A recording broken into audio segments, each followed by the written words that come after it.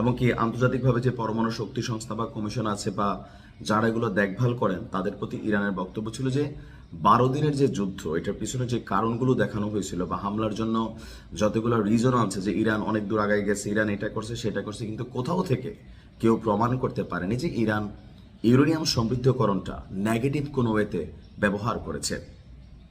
যদি প্রমাণ করতে পারে তাহলে ইরান তাদের পরমাণু কর্মসূচি স্থগিত করবে। তার মানে কি ইরান কিছু করছে না? অবশ্যই করছে।